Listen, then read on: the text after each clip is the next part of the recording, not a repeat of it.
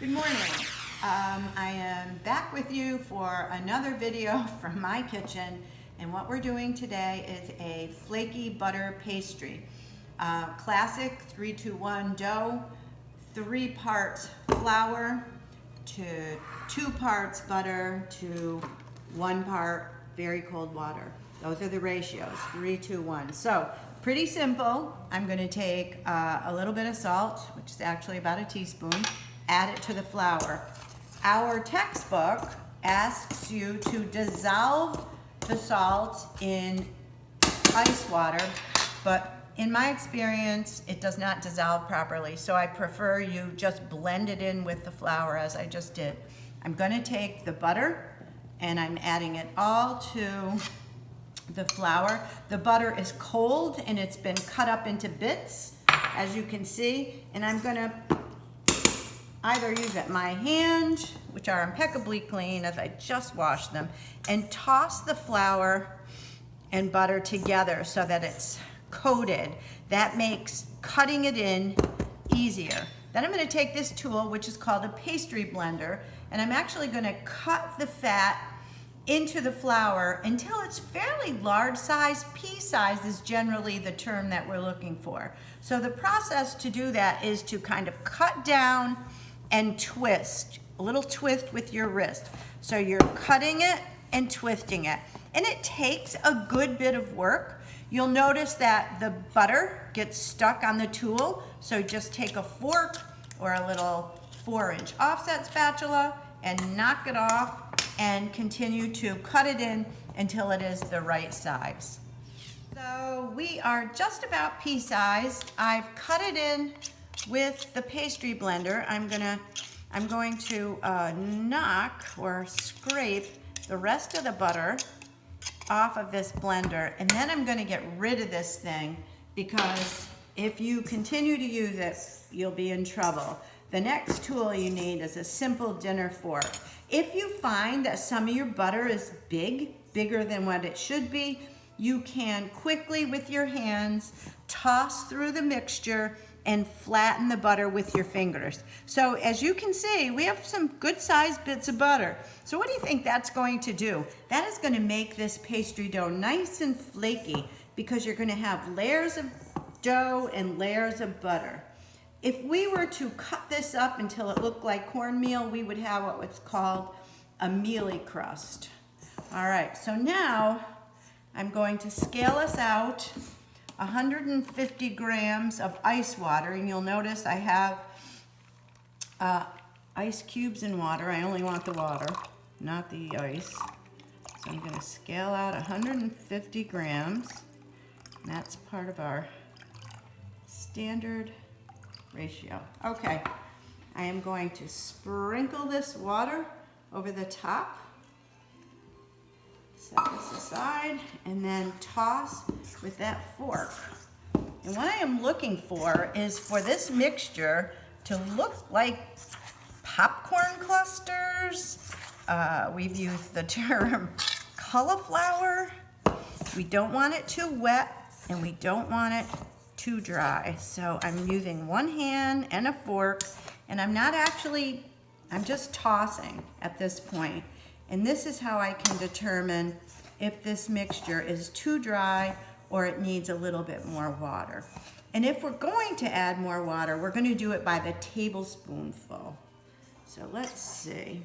We have what's looking like popcorn clusters, but I think we're a little bit dry.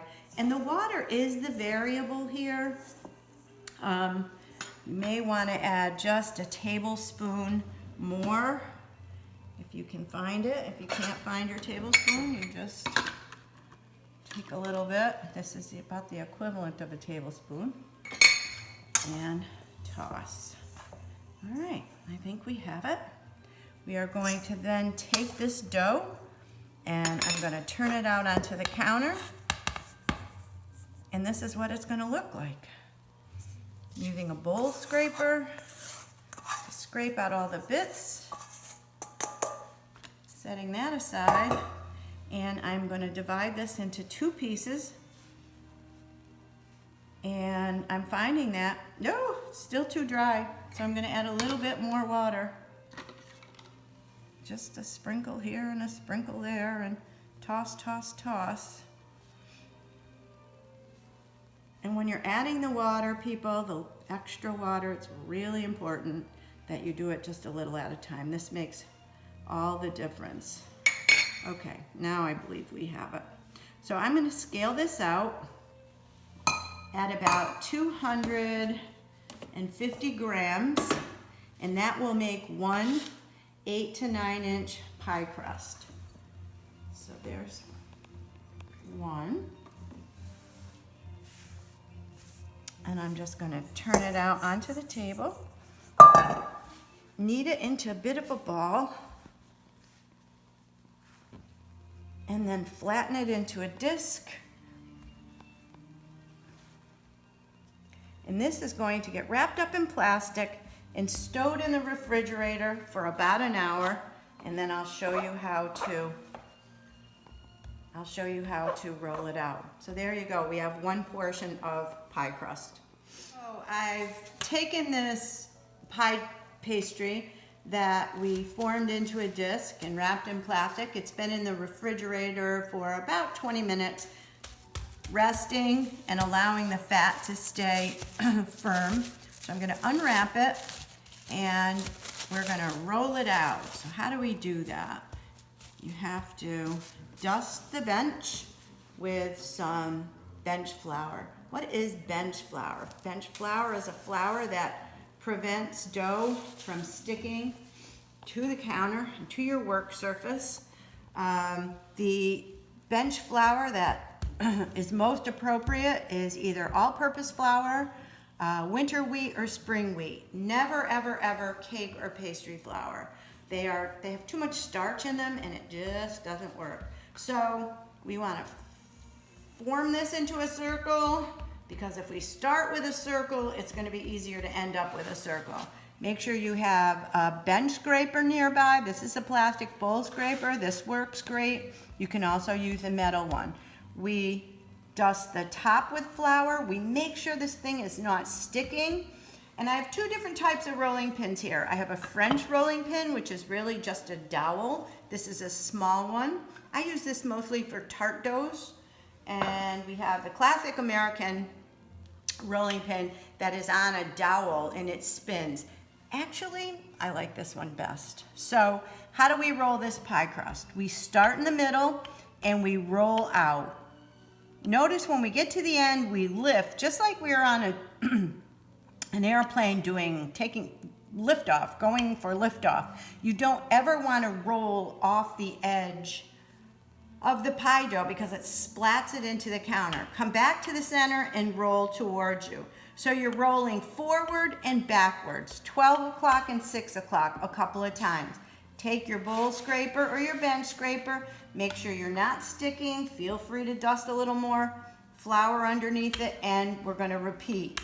Out and back, out and back. I'm going all the way to the edges, but I'm not rolling off. And again, I'm gonna make sure I'm not sticking. Out and back, out and back, out and back. Always start in the middle and roll towards the edges.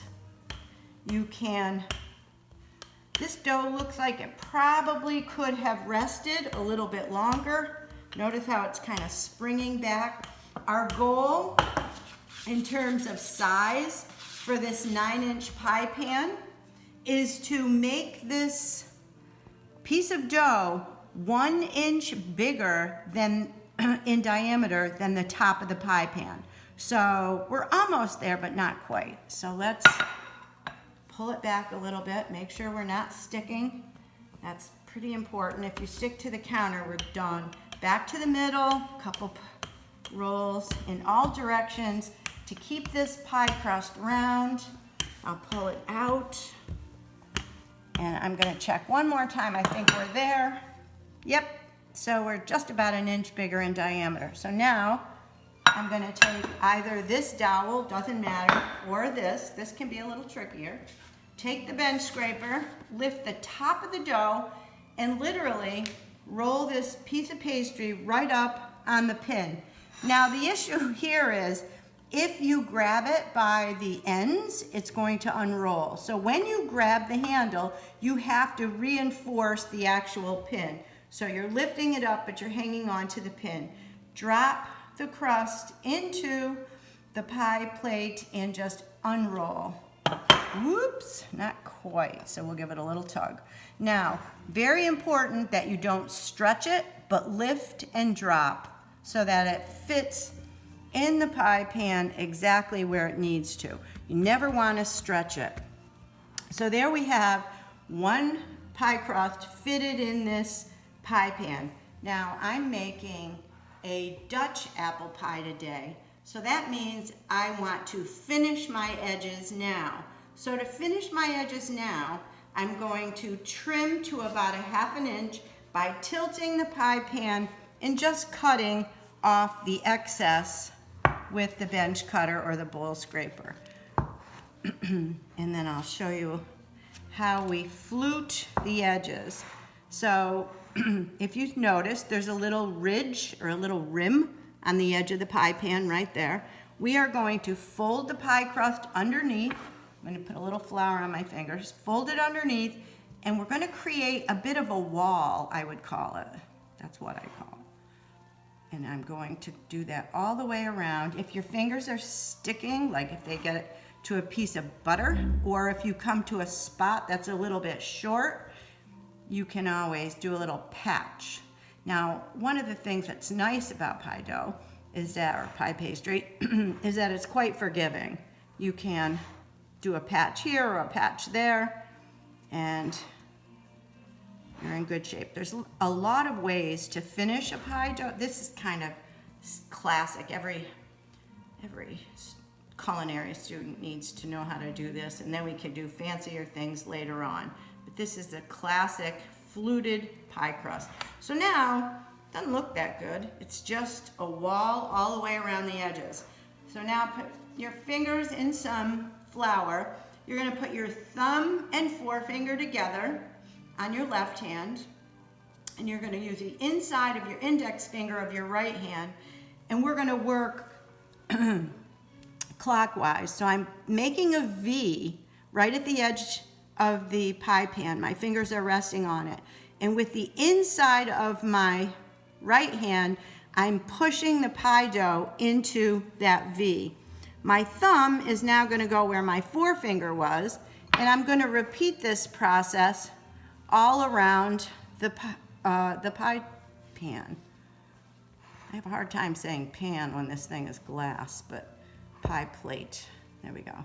So again, I just move my thumb to where my forefinger was, and I push in all the way around. If you're sticking, just grab yourself a little bit of flour, and voila, we're almost there.